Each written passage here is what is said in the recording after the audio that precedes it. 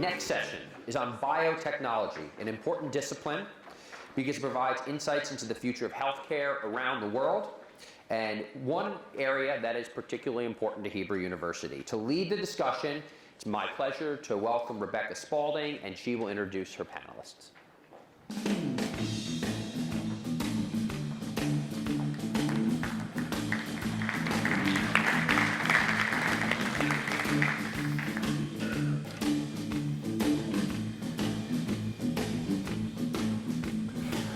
Great. Well, thank you, everyone. We have a great panel lined up about biotech. I am Rebecca Spalding. I cover the drug industry for Bloomberg News with a focus on the biotechnology industry. And before I go ahead and introduce our panelists, I just wanted to put the industry in context for everyone. When I first started covering the biotech beat, I was chatting with one of my favorite Wall Street analysts one day. And this was a day when it was Apple or Microsoft or Amazon, one of those types of companies just hit $1 trillion market cap.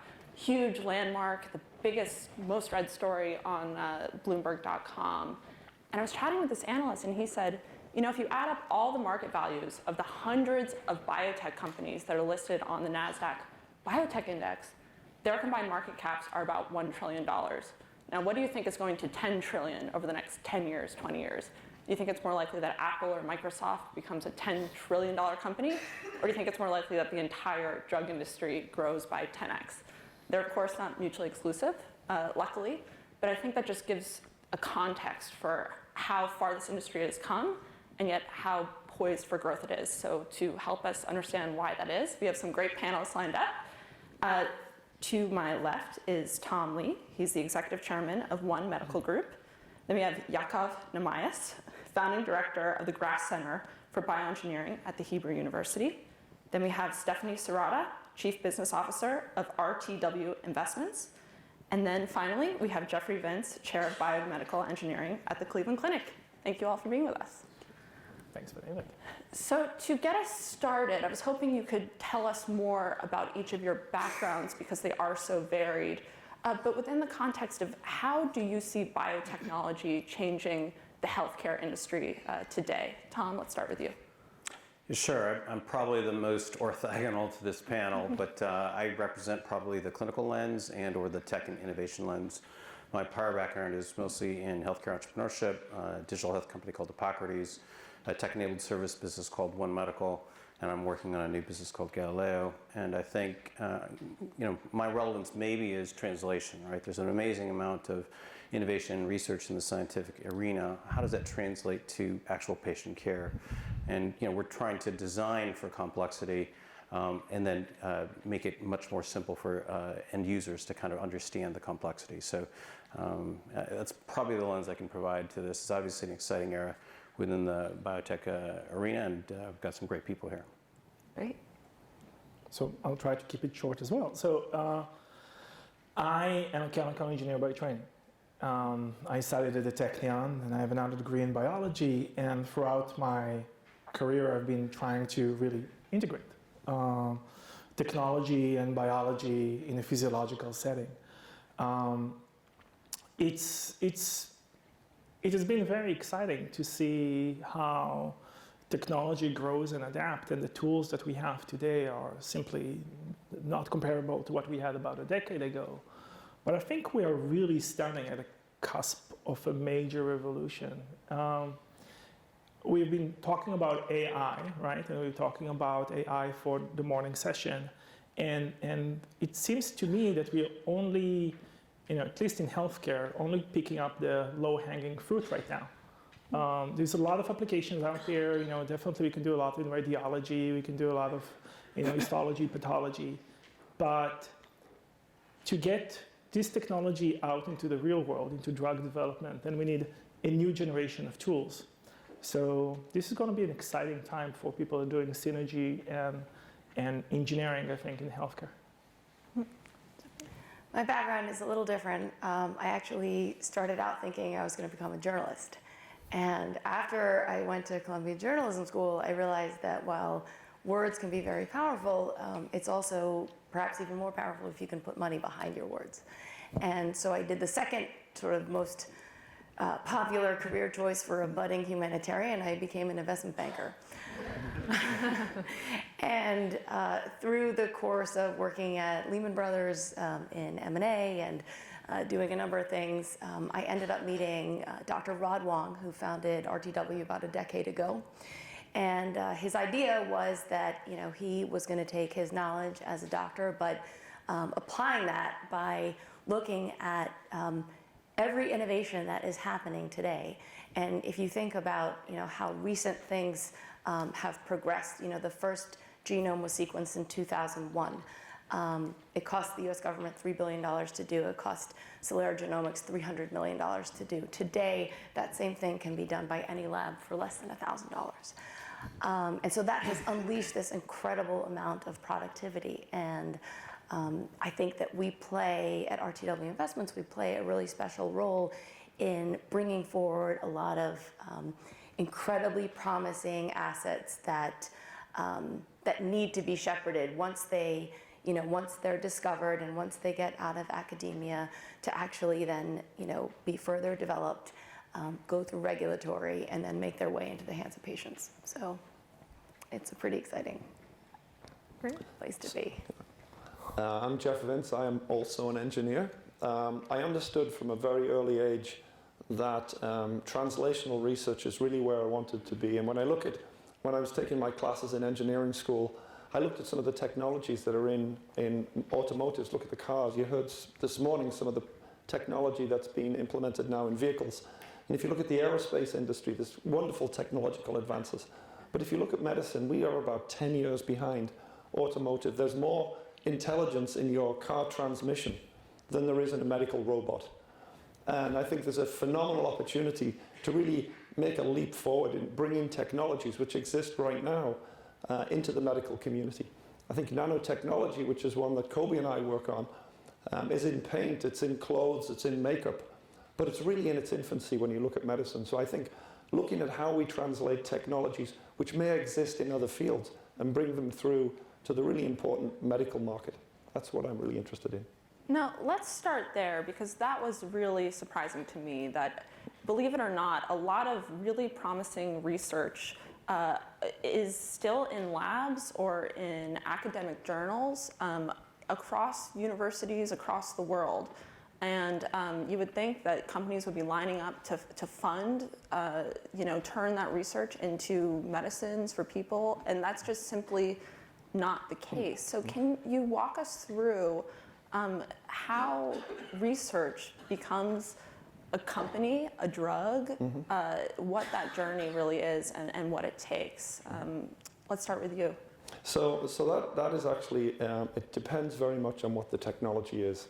So if it's an app, it's a very different method to the market than a pharmaceutical would be. Apps are not typically governed by the FDA, so there's no FDA requirements on that, and you can basically develop the app yourself and release it onto the market. With pharmaceuticals, it's incredibly expensive to bring a drug to the market, and you really need to find a partner. Medical devices, I think, are probably in the middle. Again, it's something that the FDA obviously pays attention to, but you can go a lot further down the development path before you really need to have a partner. You mentioned earlier that, why is this? A lot of what we do is funded by philanthropy. It's funded by foundations. Industry is not really being very receptive to coming in at very, very early stage and doing sponsored research agreements. We get some, but they would rather sit back and see what we can develop. And actually, from our standpoint, if we can de-risk a technology, it adds value to us as well. So in some respects, it's a win-win situation. It's finding that balance point, which can sometimes be tricky. And Stephanie, can you talk about your experience? Yeah, I think it's a great question, because so our firm, RTW Investments, is just shy of $2 billion under management. And collectively, if you look at all the other folks that are trying to do what we do, maybe there's $25–30 billion of active dollars that are seeking to drive forward great scientific programs. And you have pharma companies that either want to license something at the very beginning and pay nothing for it, or they want to wait until something is actually de-risked, and then they'll pay multiples. Well, they'll pay multi-billion dollars. And so there's actually a huge opportunity for finding great assets that need industry sponsorship, and you need people and you need capital. So you need more VCs, but maybe there are some challenges to that structure, and more crossover funds, I think, that can have the ability to find an asset and then live with it and be a full life cycle investor. Mm-hmm. And Kobe, I know you've walked this road. What's your experience been like? So I would say that first, we do get industry engaged.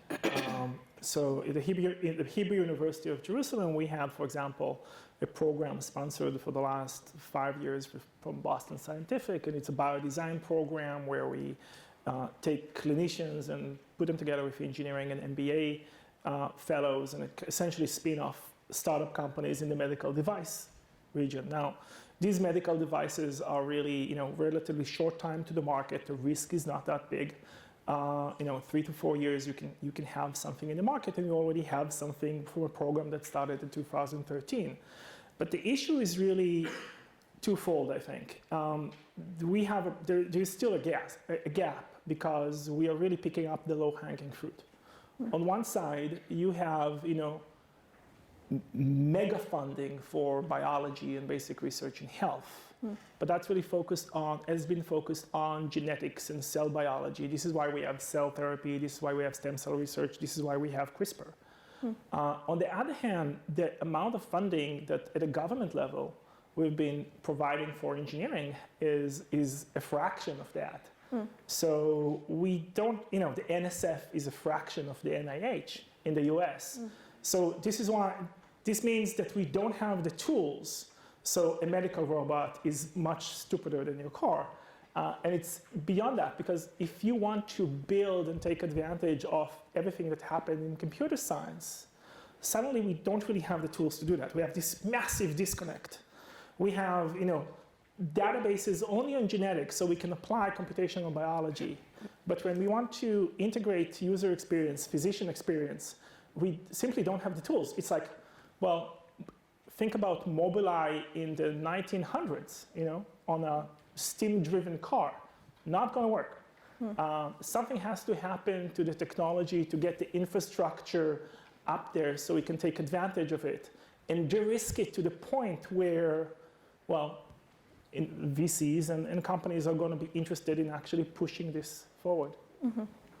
Now let's pick up on that point of technology, and Tom, I want you to come in here. We've seen Silicon Valley increasingly become interested in Silicon Valley and Silicon Valley-like companies, I should say, interested in healthcare. What do you think are some of the learnings that you've had?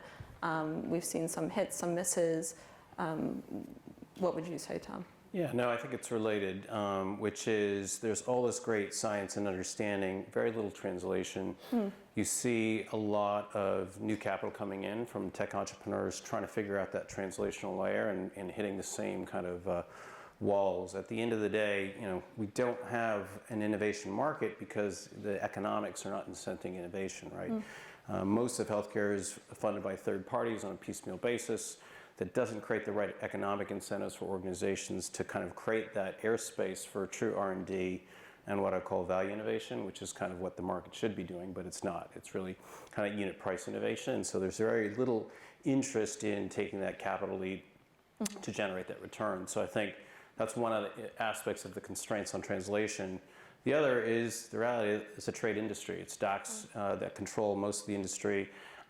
If we take the auto manufacturing analog, if the factory assembly workers had the right to choose whether the robots took over their jobs, I don't think we'd have the same level of innovation we have in the car industry. So I think there are real constraints to the healthcare industry in most countries. In the US, there's a little bit more of an opportunity because it's been funded by private sector enormously. And so there's a lot more what I call fat that allows for this kind of innovation to occur. But it still is what I call capital looking for a home, and there's a big potential of a $4 trillion industry in the U.S. in particular but it's harder to tap than people realize. It's so interesting because we literally have gene therapies that are essentially cures for these terrible genetic diseases that were previously incurable. And yet, when I go to the doctor in the US, I still have to use a fax machine, which I don't even have. So it's a point well taken. I'm curious on the basic scientific research. I think you spoke to this, Kobe, earlier about how computing and some of those tools are coming to bear on the industry in ways that even 10 years ago would have been unimaginable. Can you speak a little bit more about that? So I want to give an example of a place of industry where it actually happens. It's not healthcare, it's actually agrotech.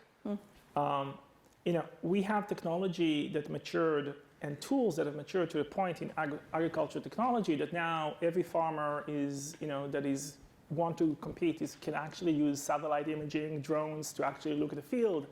We have innovation in a sector that hasn't seen innovation in several decades, right? A company like Impossible Foods and Beyond Meat, if they're a recent IPO, suddenly reaching this multi-billion-dollar gaps. And this is driven by the fact that we have the machines and the tools to texture proteins, to create them effectively and bring a product to the market. People really see the value.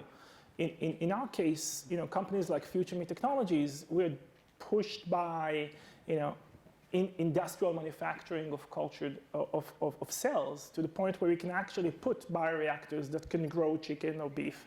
And people see this. So suddenly Tyson is becoming a player, Cargill is becoming a player, ADM is becoming a player in this startup arena.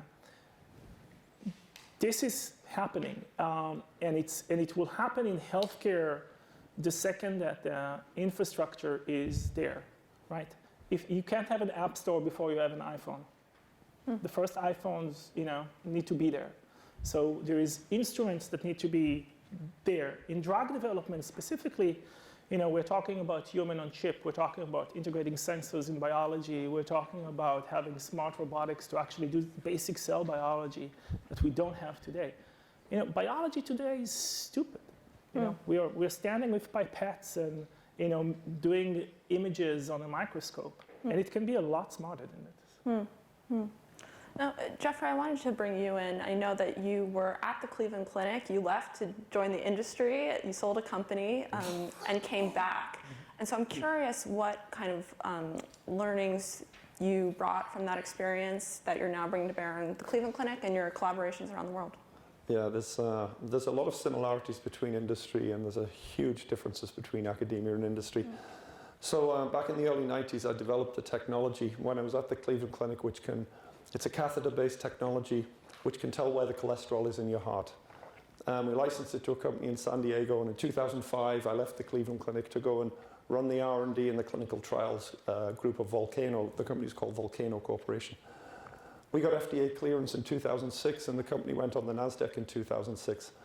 And we were bought by Philips in 2012, so I was unemployed. In a good way, and I came back to the Cleveland Clinic, and I think what I learned in my time there is that there's things that can be learned from both groups. I think academia is really focused on research, and I think, as you were saying, research is so important, and I think what the industry can teach academia are timelines. So you talk about NSF and you talk about NIH timelines. They'll give you $1 million for 5 years. I got $1 million for a month. And in industry, I think money is not as important as time. And my old CEO of the company, he would say, I can always go to the bank and get more money, but I can't get more time. And so I think that was one of the big things I learned between the two is I think the goals for those two things are different. And I think a nice compromise between the two at times would be good. And now, Stephanie, as innovation accelerates, certainly there's amazing research happening, labs across the world. I'm curious, when you see opportunities come across your desk, what's constraining you? Is it the human capital? Is it capital? Is it that the ideas aren't ready to actually become ready for prime time, as it were? What's holding it back? I mean, the reality is today, so we tend to, our process enables us to kind of self-source most of our deals. And the reality is there are more deals than we actually have, manpower and capital to put behind. It is that big. It is that exciting. So we think that we're really in the early part of the runway for a 2-decade explosion of transformation. There are, I think, what doesn't get recognized broadly is how predictive science is and how predictive the empirics can be. And so you can, especially with areas like gene therapy and RNA medicines, like a lot of this is modular. And if you solve one part of the technology, then these are applicable to other diseases. And I think we're going to see a lot more of platform companies that are addressing whole hosts of diseases with one sort of broad technology. So I'm curious, when you look out over the next 10 years, what excites you most about the industry? Where do you think we're going to see the most innovation? Tom, let's start with you.